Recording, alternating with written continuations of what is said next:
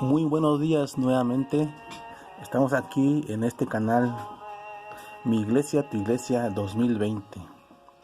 Y vamos a comenzar con la lección 8 para el 20 de febrero del 2021. El título de la lección es Consolaos, pueblo mío. Antes de iniciar, les invito a que se suscriban, activen la campanita, hagan comentarios y compartan la lección para llegar a más personas.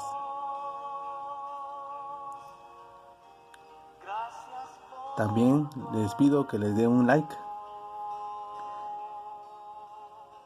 Y ahora vamos a comenzar con nuestro bosquejo de la lección de esta mañana.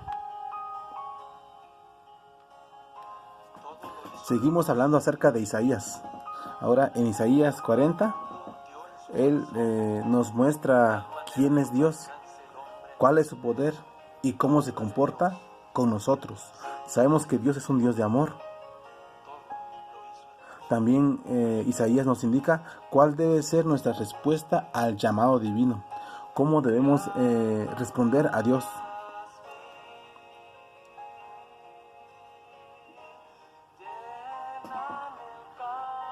Consolaos, pueblo mío, consolaos, dice vuestro Dios. ¿Qué es consolaos? Consuelo, consolar, es dar alivio a una pena, a una tragedia. Es acercarse a una persona y darle ánimo para que siga adelante, levantar el ánimo y pedir a Dios por esa persona. Eso es un consuelo. En los capítulos 1 al 39 de Isaías tiene que ver con los acontecimientos que fueron relacionados con la historia de Israel en vida del profeta. Estamos hablando del profeta Isaías. Y a partir de ese capítulo, que es el 40, el mensaje se enfoca en el futuro. Un futuro marcado por dos eventos principales: el exilio babilónico y el regreso del remanente y la venida del Mesías. Ezequías había mostrado su riqueza a los babilonios. Ese fue un gran error. En lugar de adorar a Dios y darle gloria por lo que él había hecho, mejor mostró toda la riqueza, y eso despertó la codicia, la avaricia, el deseo de ir y tomar a Jerusalén. Y esa riqueza, junto a los habitantes de Jerusalén, sería llevada a Babilonia como castigo por el pecado. Por ese gran error, ahí sucedió el exilio a Babilonia. Y Dios perdonará a su pueblo y lo consolará de todos sus sufrimientos, dice Dios en Isaías 40 del 1 al 2. Isaías 43. Voz que clama en el desierto, preparad camino a Jehová, enderezad calzada en la soledad a nuestro Dios. ¿Cómo consolará Dios a su pueblo? Dos voces nos los explican. En Isaías 40 del 3 al 5 lo pueden buscar. También en Isaías 40 del 6 al 8. En Isaías 40 del 3 al 5 nos habla de que debemos preparar el camino para que la presencia de Dios pueda ser manifestada en nuestra vida. Eso es lo que nosotros debemos hacer hoy en día. Enderezar nuestros caminos para que Dios se manifieste plenamente en nuestra vida. El segundo es que a través de la palabra de Dios, que permanece para siempre, es decir, el estudio diario, el pan diario de cada día, de cada mañana. Después de que sucedió el exilio, el pueblo de Dios recuperó lo que había rechazado, que fue la presencia de Dios y su palabra. Recordemos que en Lucas 3, del 2 al 8, Juan el Bautista, a través de su obra, entendemos que nuestra preparación consiste en el arrepentimiento y el alejamiento del pecado, para recibir el consuelo del perdón y la presencia de Dios. Así debemos nosotros alejarnos del pecado pero debemos tener un arrepentimiento sincero para que Dios nos pueda consolar, perdonar y pueda estar con nosotros. Porque quien se aleja no es Dios, sino somos nosotros mismos, porque nosotros mismos llevamos o tomamos el resultado de las consecuencias de nuestras decisiones. Súbete sobre un monte alto, anunciadora de Sión. Levanta fuertemente tu voz, anunciadora de Jerusalén. Levántala, no temas, di a las ciudades de Judá, ved aquí al Dios vuestro. Isaías 49. Una vez preparado el camino, la anunciadora de Sión debe presentar a Cristo ante el mundo. Ved aquí al Dios vuestro. El mensaje que nosotros debemos anunciar debe basarse en Dios y su facultad de juzgar y recompensar. También su facultad de salvar y de amar.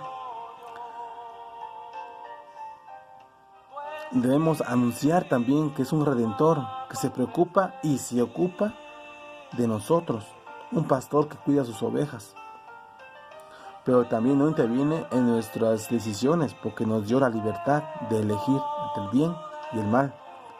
Y es por eso que debemos seguir el ejemplo de aquellos que, como Simeón y Ana, María Magdalena o los apóstoles, alzaron su voz para proclamar ante el mundo al Salvador.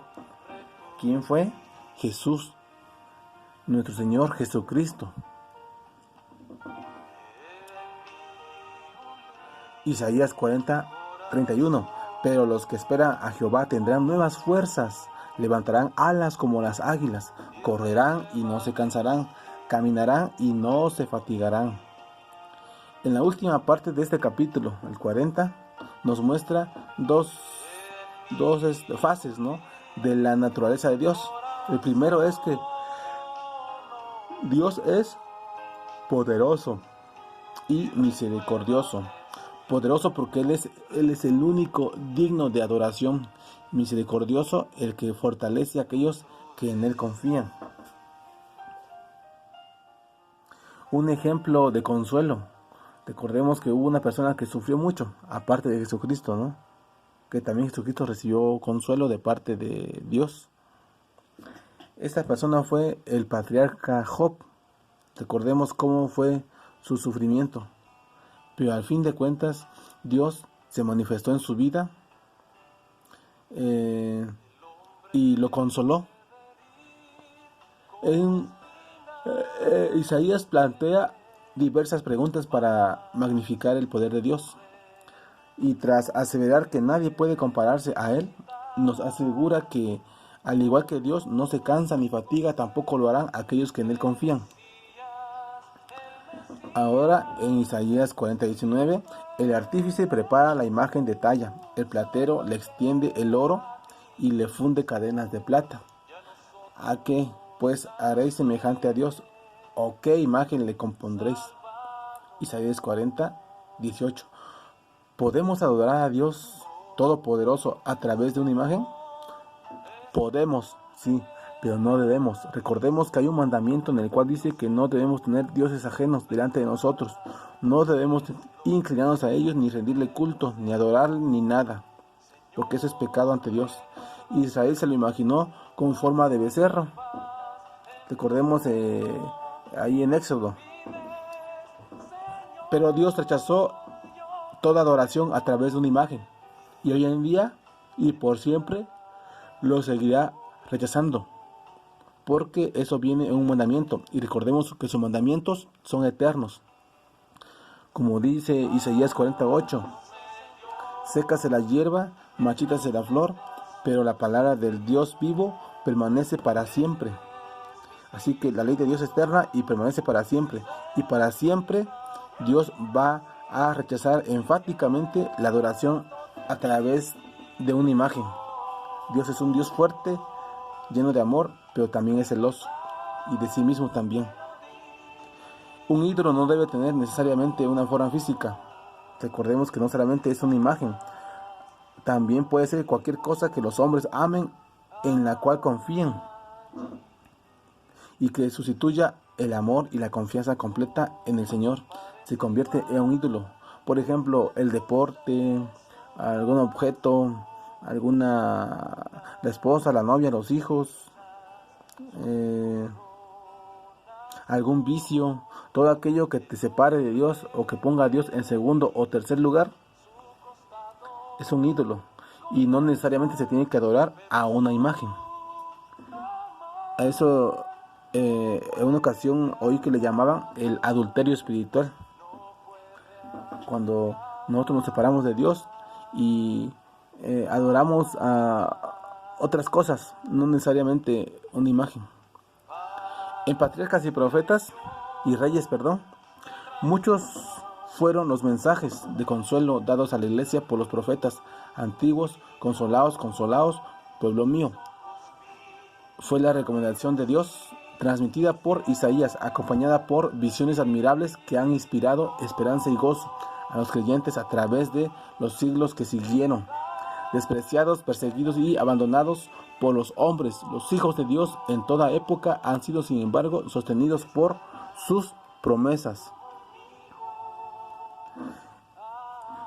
Para que tú recibas el perdón, y esto como conclusión, para que tú recibas la consolación de Dios, debes de alejarte del pecado y pedir a Dios que te perdone, dejarte guiar por Él, y también arrepentirte del pecado, alejarte y arrepentirte, y enderezar tu camino para que Dios te pueda dar el consuelo que todos necesitamos, porque todos necesitamos consuelo de Dios. Que el Señor te bendiga.